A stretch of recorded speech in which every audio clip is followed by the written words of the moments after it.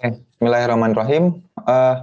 Minggu lalu, di video yang lalu, kita udah bahas tentang narasi ya. Narasinya keseluruhan, bahwa narasi itu adalah upaya manusia awalnya untuk bisa memahami ya, melalui narasi. Jadi, cara manusia untuk memahami apa yang terjadi di sekitarnya itu lewat narasi, diceritain ya. Makanya kemudian kenapa orang-orang tuh senang cerita ya. Jadi misalkan, kemarin aku ngelihat ini loh, kemarin aku habis itu tuh cara orang kemudian menjelaskan apa yang terjadi ya. Dan itu penting, itu tuh kebutuhan. Jadi jangan sampai kita kemudian menutup atau membuat mampet ya keran-keran narasi orang ya dalam bentuk cerita dan ekspresi. Itu bahaya tuh, hati-hati. Gitu. Dan juga jangan sampai kita memaksakan narasi kita karena ternyata tiap manusia punya peran-peran utama dalam kehidupannya masing-masing. Tiap orang tuh berperan, punya pola-pola kehidupannya masing-masing ya. Dan masing-masing kehidupan tuh punya narasi yang berbeda. Nah, itu yang ditulis sama teman-teman kemarin ketika share soal narasi diri ya. Itu kan ceritanya masing-masing pasti beda-beda ya. Karena jalan ceritanya beda, narasinya beda-beda. Nah, tapi narasi itu, nah sama seperti halnya di pertemuan kemarin, narasi itu awalnya digunakan untuk menjelaskan diri dan juga menjelaskan lingkungan, tapi kemudian lama-lama narasi ini karena membuat kita kenal sama diri kita, merasa kenal sama diri ya, bukan kenal, tapi merasa kenal sama diri. Kemudian ketika sesuatu berubah dan terjadi pada diri kita jadi aneh, kita jadi enggan. Dan kita lebih cenderung menggunakan narasi kemudian untuk apa? Mempertahankan citra yang sudah terbangun. Nah, itu yang kemarin share tentang film dokumenter terkait Boeing ya, The Case Against Boeing. Ketika Boeing itu dari dulu memang terkenal, dicitrakan, udah ngebangun narasi yang panjang sebagai apa? Sebagai perusahaan yang well established, yang kemudian dia mengutamakan, memprioritaskan keselamatan. Tapi ya gara-gara satu kasus ya, gara-gara kemudian ada perubahan direksi dan macam-macam, yang penting profit. Nah, mereka nggak mau itu. Yang mereka pengen dapat adalah narasi bahwa mereka tetap jadi perusahaan yang memprioritaskan keselamatan. Nah, narasi itu yang kemudian lebih dipertahankan daripada kenyataan. Nah, ini hati-hati ya. Jadi ini mulai ada paradoks dalam narasi, teman-teman. Narasi tadinya diproduksi untuk mengenali diri, menjelaskan fenomena lingkungan, tapi kemudian sekarang narasi diproduksi untuk mempertahankan, untuk jadi pembenaran sesuatu yang barangkali tidak ada kenyataannya. Ini menarik ya, narasi. Makanya judul mata kuliahnya menarik nih, produksi narasi dan manajemen persepsi ya. Jadi narasi ini memang diproduksi. Siapa yang memproduksi? Subjek atau tokoh-tokoh kehidupannya. Kita sendiri yang jadi tokoh utama kehidupan, yang jadi subjek kehidupan, yang memproduksi narasi itu. Itu yang pertama yang menarik nih. Tapi di pertemuan kali ini kita nggak bahas dulu soal narasi ya dan paradoksnya. Nanti kita akan bahas lagi nanti. Saya mau bahas dulu soal persepsi. Karena persepsi ini poin penting banget ya. Nah, aku nggak tahu nih sudah pernah bahas atau belum, tapi mau share dulu aja dasarnya ya. Dasar dari si persepsi itu apa? Karena sebetulnya kalau udah belajar psikologi dasar, itu udah belajar ya, paling dasar banget kan sebetulnya ngomongin soal persepsi ya.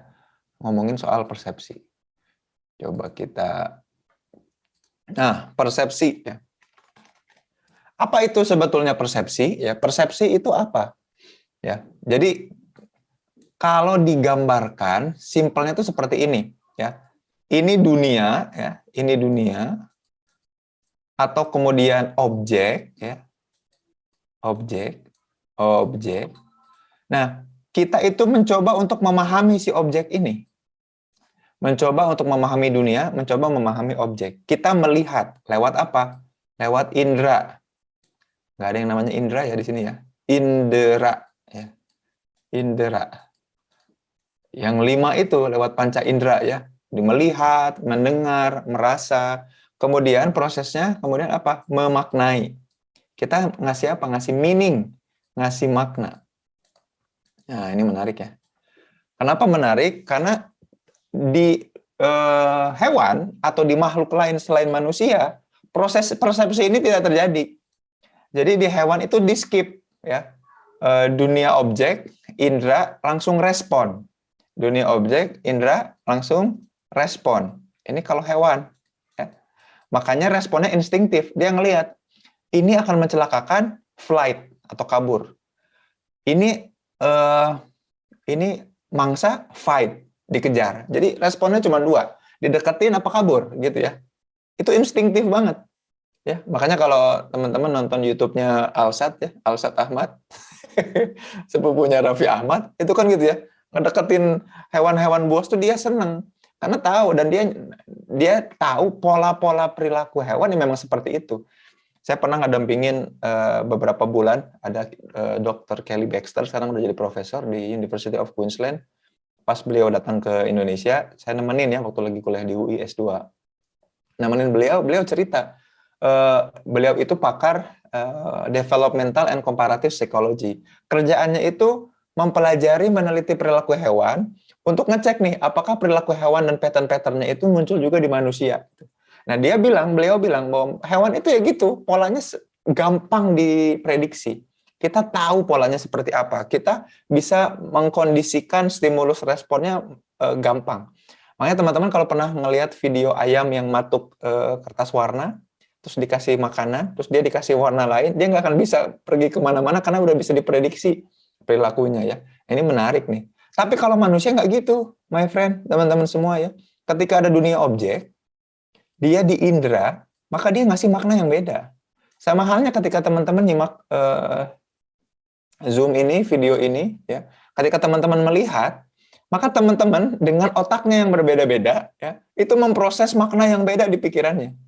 Makanya persepsi, nah persepsi itu buat manusia selalu subjektif. Pertama. Jadi sifat persepsi itu subjektif. Bergantung siapa yang melihat, siapa yang memberi makna, gitu ya. Buat yang nyimak, ya, mereka akan punya makna yang beda-beda. Jadi persepsi bisa salah nggak? Nggak pernah bisa salah. Orang persepsi mah bebas. Gimana yang ngelihat, ya nggak? Ketika teman-teman melihat saya aja, ada yang bilang, ih keren, ih apa sih? Kok ngomong pakai kaos kan gitu ya? Beda-beda. Memaknainya juga beda. Kebayang ya? Dari satu objek, kalau dipersepsinya sama manusia, dia bisa jadi berjuta makna. Gitu teman-teman. Ya. Nah, ini persepsi dasar ya, atau teori dasar dari persepsi. Lalu hubungannya sama narasi apa? Nah, guys, teman-teman semua, ternyata goals dari narasi itu adalah apa? Sama kayak goals ke hewan. Kalau hewan di indera langsung direspon, kalau ini enggak. Narasi itu diproduksi supaya maknanya itu jadi seragam. Nah, ini saya ulangi lagi kata-katanya ya. Narasi itu kemudian kita produksi supaya apa? Supaya pemaknaannya seragam. Oh, gitu ya. Jadi contohnya gini, kalau teman-teman melihat saya seperti ini, maka teman-teman akan punya makna yang beda tentang saya. Tapi kalau saya bilang dan saya produksi narasinya, maka saya mau cerita gini. Teman-teman tahu nggak, saya itu orangnya itu sebetulnya nggak suka sama orang yang malas.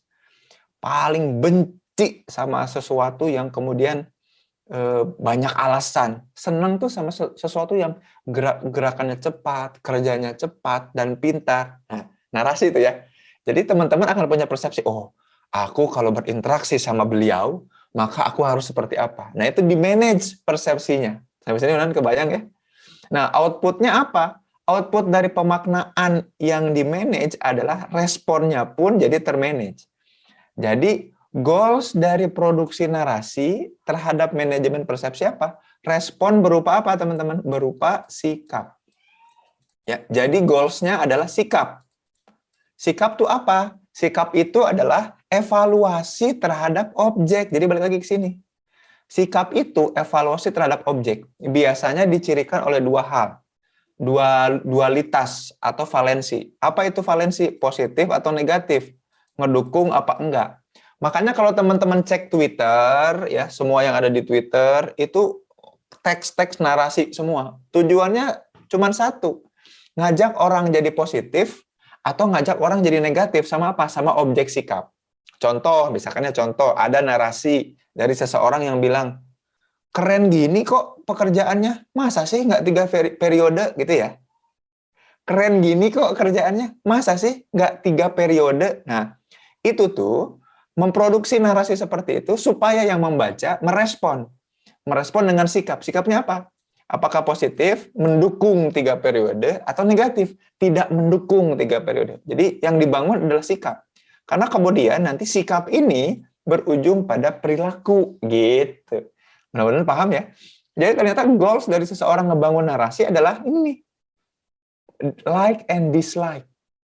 Ngebuat orang untuk jadi terpolarisasi. Membuat orang jadi terbagi antara 2 valensi, yaitu positif atau negatif, setuju atau enggak. Gitu. Contoh misalkannya ketua kelas tiba-tiba bilang, teman-teman, bosan nggak sih kuliahnya online terus? Bagaimana kalau kemudian kita mulai ngasih surat atau bikin petisi di mana selama vaksinnya udah lengkap dan kemudian tidak ada tanda-tanda bergejala, kita kayaknya siap deh kuliah offline. Dan jangan nunggu keputusan dari kampus, tapi kita yang kemudian mengajukan. Gimana?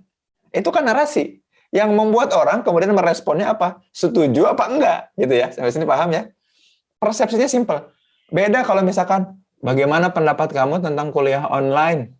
Itu masih nyari apa? Nyari makna, nyari persepsi. Tapi kalau narasi ngajak kita untuk ngerespon lewat valensi dengan bersikap positif apa negatif.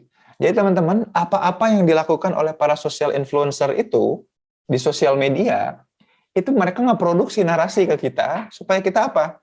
Positif atau negatif terhadap apa? Terhadap sesuatu. Contoh misalkan ya, ada kasus di mana sekarang lagi viral, banyak diundang nih orang ini. Dulu ada tokoh, ada orang yang ikut kontes kontes pencarian bakat di sebuah stasiun televisi, dan dia sekarang kasusnya adalah dia diselingkuhi sama suaminya, dan suaminya nikah sama babysitter ya, sama pengasuh anaknya.